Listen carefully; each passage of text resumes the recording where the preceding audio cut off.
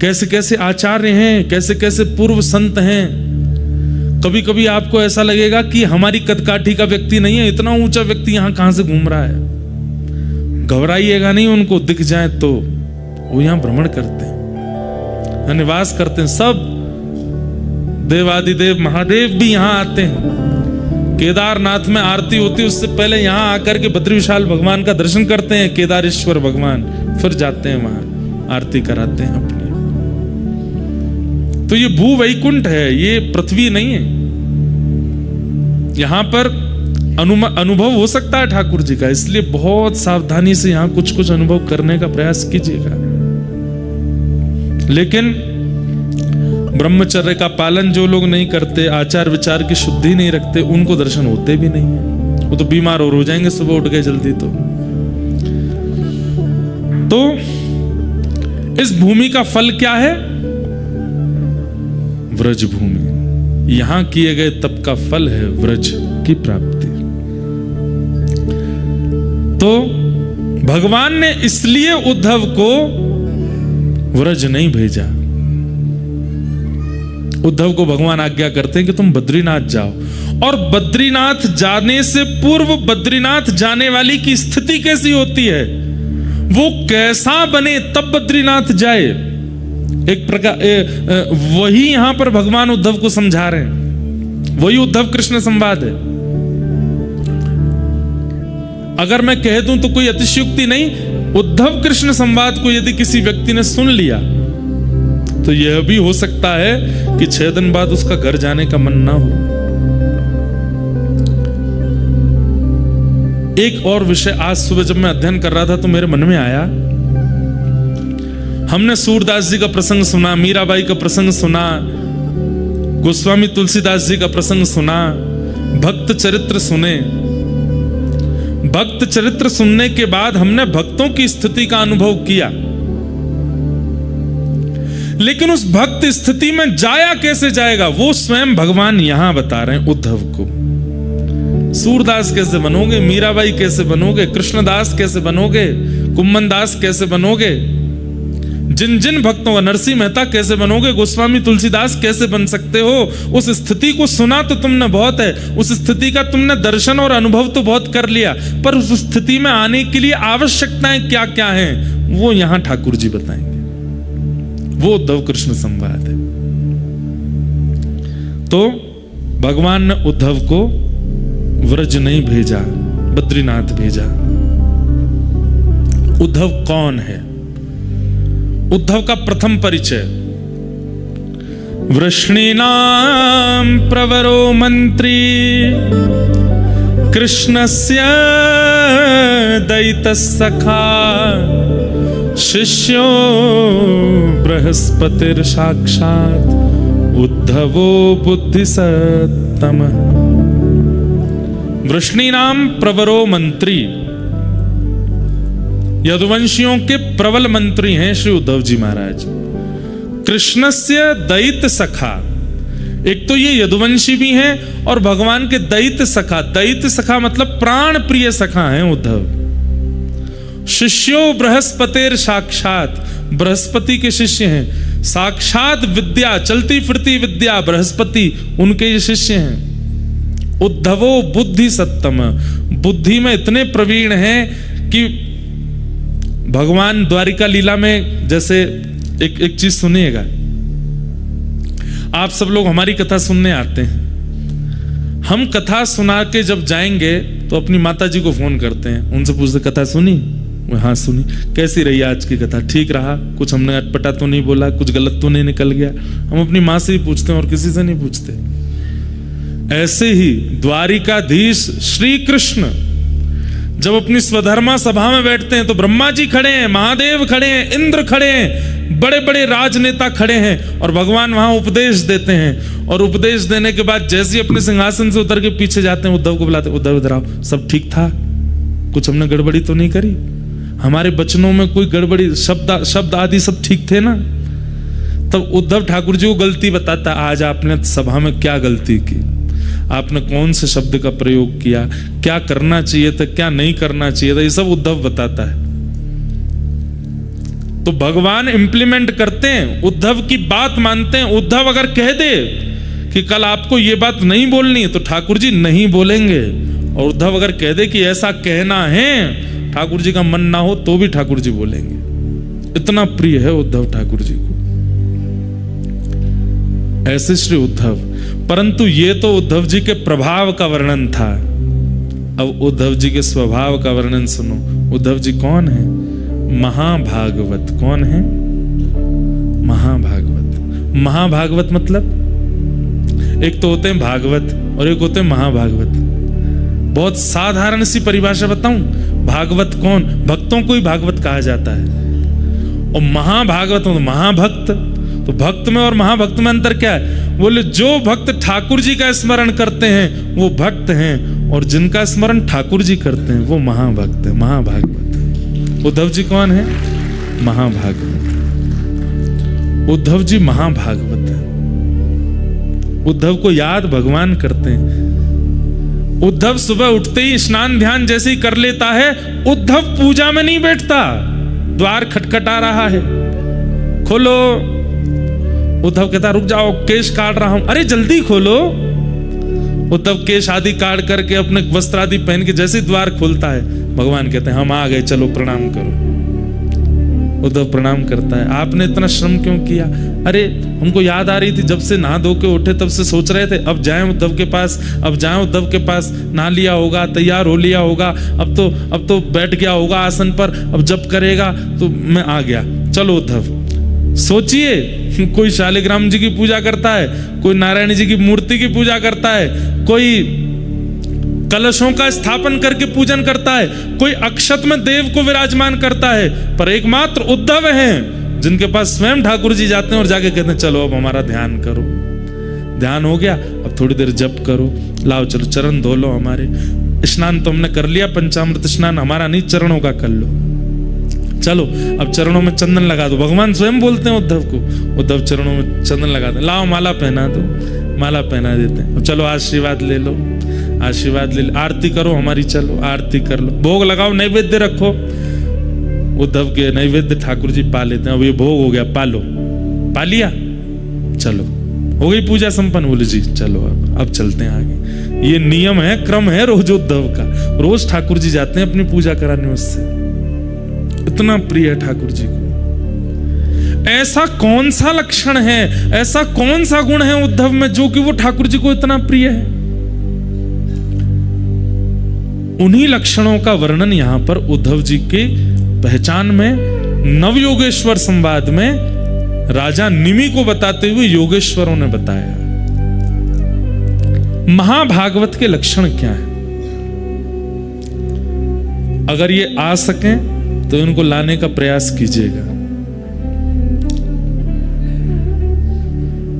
महाभागवत का प्रथम लक्षण, सर्वभूतेषु यः पश्येत् भगवद् भावमात्मनः भूतानि भगवत्यात्मन् एष भागवतोत्तमः। भले ही प्रकट रूप में प्रस्तुत नहीं करता, लेकिन उसका हृदय ऐसा ही है। कैसा? सर्वभूतेषु यह पश्येत भगवद भावमात्मनः। आंखों के आगे दिखने वाली हर वस्तु में यह विश्वास करता है इसमें भगवान है। ध्यान से सुनिएगा, इधर देखिए सब लोग। आंखों के आगे दिखने वाली हर वस्तु में क्या विश्वास रखता है? इसमें भगवान है। आप लोग यहां से दर्शन करने के लिए जाइए बद्री विशाल भगवान का। हम महाभागवत क्यों नहीं है? क्योंकि हम चलते फिरते यही सोचते हुए जाएंगे बद्री विशाल भगवान तो वहां है। गंगा जी पार करके जो मंदिर है उसके अंदर जाएंगे और फिर वहां पुजारी बैठे होंगे, वहीं हैं। यहां से वहां तक जितना सब कुछ हमारे सामने आया, उनमें भगवत दृष्टि हमारी नहीं हो सकती। हम इस बात को मानते जरूर हैं, जानते जरूर हैं, लेकिन इस बात को विश्वास नहीं करते कि ठाकुर जी सब जगह हैं। पर महाभागवत क्या है? बोले सब में ये विश्वास कर लेता है, इसमें परमात्मा है। मतलब उद्धव जी महाराज अगर कथा पंडाल से बद्रीनाथ भगवान का दर्शन करने जाएंगे तो आंखों के आगे दिखने वाले हर व्यक्ति को, हर धातु को, हर पुरुष को, हर स्थिति को, हर वस्तु को प्रणाम करते हुए चलेंगे। बोले क्यों? सब परमात्मा है, सब भगवान है। पहली बात, सर्वभूतेषु यह पश्येत भगवद भावमात्मनः, वो सबको देखेगा और सब में भगवान का स्मरण करेगा। सब में परमात्मा है। और जब परमात्मा प्रत्यक्ष सामने होंगे और जब उनका दर्शन करेगा तो क्या भाव रखेगा? बोले सब इन्हीं में ही हैं। मतलब सब में वे हैं और वे जब सामने आ जाएं तो सब इनमें हैं। ये दो स्थिति रखता है महाभागवत। समझ में आई बात? बद्री विशाल भगवान को दर्शन से पहले जो दिख गया सब में परमात्मा, और जब बद्री विशाल भगवान देखे तो क्या? सब इनमें। ये दो स्थिति जिसकी है उसको क्या कहते हैं? महाभागवत। ये दो लक्षण। और कैसा होता है महाभागवत? महाभागवत और कैसा होता है? न काम कर्म बीजाना यस्य चेतसि संभव वासुदेवैकनिलय सवै भागवतोत्तम। वाह, बहुत सुंदर परिभाषा। क्या कह रहे हैं? न काम कर्म बीजानाम, उनके चित्त में कोई कामना कभी प्रकट ही नहीं होती। जैसे हमारी इच्छाएं प्रकट होती हैं, कामनाएं प्रकट होती हैं, महाभागवत के चित्त में कोई कामना नहीं है। तो बोले फिर कैसे जीता है वो? जैसे राखो तैसे रहूं, मैं अपने मन से कुछ नहीं सोचूंगा।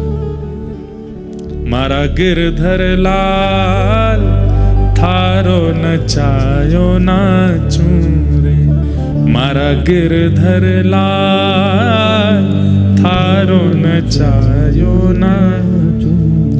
जो तू तन को रोग लगावे सोई झपट सो जाऊं।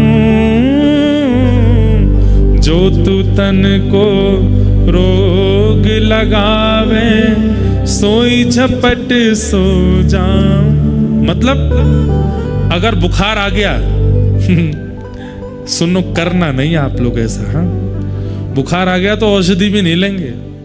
हे नाथ, बुखार आ गया, आपने बुखार दिया है, अब जब आप चाहोगे तभी ठीक होऊंगा। मैं कोई प्रयास नहीं करूंगा। मेरे अंदर कामना है ही नहीं ठीक होने की। मेरे अंदर कामना बीमार होने की भी नहीं है, ठीक होने की भी नहीं है, स्वस्थ होने की भी नहीं है। आप चाहोगे तो मैं स्वस्थ हो जाऊंगा। जो तू तन को रोग लगावे सोई झपट सो जाऊं। जो तू काल रूप बने आवे, जो तू काल रूप बने आवे, मैं लपक गोद में आऊं आऊं। मारा गिरधर लाल थारो नचायो नाचूं रे, मारा गिरधर लाल थारो नचायो। अगर ठाकुर जी आप मृत्यु बन करके आ गए, एक सेकंड भी विचार नहीं करूंगा मैं, उसी समय सब छोड़ के आपको अंग से भर लूंगा, कहूंगा नाथ ले चलो अपने साथ। मेरी कोई कामना ही नहीं है। इसे क्या कहते हैं?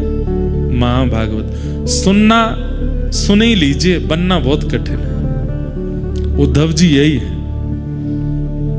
मतलब पूरा दिन निकल गया, कुछ नहीं पाया उद्धव जी ने। संध्या होते होते ठाकुर जी, और उद्धव ठीक हो? हाँ। कुछ खाया सुबह से? नहीं। तो क्यों? आपने खिलाया ही नहीं। तो भगवान को याद आती है, अरे ये तो महाभागवत है, खाएगा ही नहीं जब तक मैं नहीं खिलाऊं। आओ बैठो इधर। फिर ठाकुर जी उसको पवाते हैं, खा लेता है। मतलब देंगे ठाकुर जी तो स्वीकार है, नहीं देंगे तो कामना नहीं है उसकी। न काम कर्म बीजानाम, कोई इच्छा नहीं है। न काम कर्म बीजानाम यस्य चेतस संभव। जो आप चाहोगे वो होगा। और वासुदेवैक निलय सवै भागवतोत्तम। अपने तन को क्या मानते हैं? वासुदेवैक निलय, मतलब भगवान का निलय। निलय का मतलब क्या होता है? घर। अपने शरीर को अपना नहीं मानते, अपने शरीर को भगवान का घर मानते हैं। ये ठाकुर जी का घर है। सुबह सुबह उठेंगे भी तो इसी भाव से उठेंगे, ओहो मंगला हो रही, आंख खुल गई, कपाट खुल गए। भीतर कौन है? ठाकुर जी हैं। उनकी शुद्धता, पवित्रता, उनकी सेवा मुझको करनी है, तो हाथों से वही क्रिया कर रहे हैं जिससे भीतर के ठाकुर जी की सेवा हो। चरणों से वही क्रिया कर रहे हैं जिससे भीतर के ठाकुर जी की सेवा हो। नेत्रों से वही देख रहे हैं जिससे भीतर के ठाकुर जी को सुख मिले। मुख से वही ग्रहण कर रहे हैं जिससे भीतर के ठाकुर जी को सुख मिले।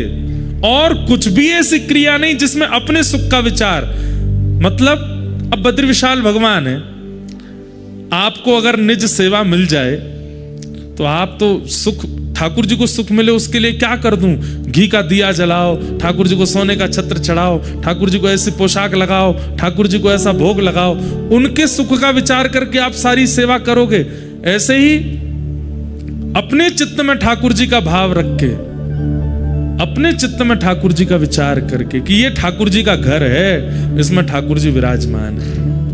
एक बहुत साल पहले एक पद बनाया था, बहुत कम गाया कथाओं में। तन तो मंदिर है, मन है वृंदावन। तन तो मंदिर है, मन है वृंदावन। ये तन क्या है? बोले तन तो मंदिर है, और इस तन में जो मन है वो मन वृंदावन है। तन तो मंदिर है, मन है वृंदावन। मन के वृंदावन में बसे हैं श्री राधा रमन। मन के वृंदावन में बसे हैं श्री राधा। वासना को छोड़ तू भक्ति पथ पे चल। वासना को छोड़ तू भक्ति पथ पे चल। वासना में क्यों फंसे आरती सजल। वासना मिटे नहीं, आत्मा मरे नहीं। तन का हो निधन, मन के वृंदावन में बसेंगे श्री राधा रमन। तन तो मंदिर है, मन है वृंदावन। मन के वृंदावन में बसे हैं श्री राधा रमन। ये उत्तम भागवत की भावना है। तन तो मंदिर है, और इस तन में मन क्या है? बोले मन है वृंदावन। और मन के वृंदावन में कौन बसे हैं? बोले श्री राधा रमण। जिस दिन इस बात को केवल बोलेंगे नहीं, सोचेंगे नहीं, विश्वास कर लेंगे, इस तन से ऐसी कोई क्रिया हो ही नहीं सकती जिससे पाप लगे। हम इस तन से पाप करते तब हैं जब इसको अपना मानते हैं और इस पर अपना अधिकार रखते हैं। परंतु ये तन ठाकुर जी का है और इसमें आवास ठाकुर जी का है, ये भावना करके जब इस तन से क्रियाएं की जाती हैं, कोई पाप नहीं होता।